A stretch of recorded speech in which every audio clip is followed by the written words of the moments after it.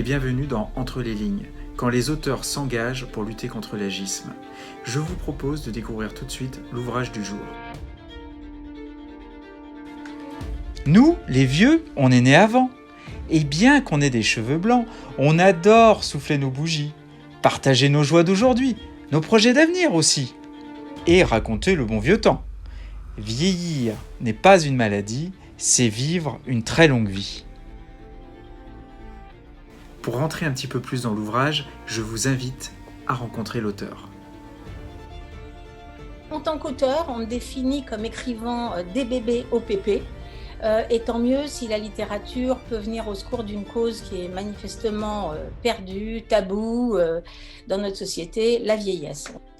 Je me suis aperçue que quand même, le seul domaine où on parlait de la vieillesse était la littérature jeunesse. Je me suis aperçue surtout qu'on avait un peu tort de toujours parler de grand-parentalité et pas que de la vieillesse. Et c'est pour ça que les vieux enfants étaient vraiment un pari. Parler de la vieillesse sans parler du gentil papy et de la gentille mamie.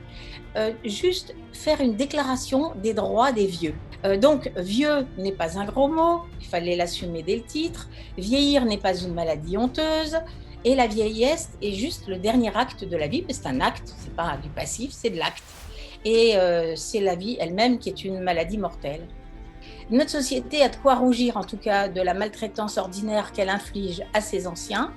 Je ne me console pas de la canicule, ni de ces dernières années de Covid. C'est ignoble.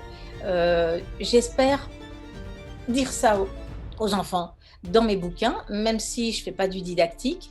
Je crois que l'éducation précoce au respect d'autrui, c'est aux parents et aux écoles et à la littérature de le faire. Le premier exergue de cet album, c'était du Poireau Delpech. Je vais sur 80 ans et je ne laisserai personne dire que c'est la fin des haricots. J'ai même découvert un truc formidable que je vais partager avec vous, c'est que dans la langue française, dans le verbe vieillir, dans le mot vieillir, il y a vie. Voilà. Entre les lignes, c'est terminé pour aujourd'hui. À très bientôt pour un nouvel épisode.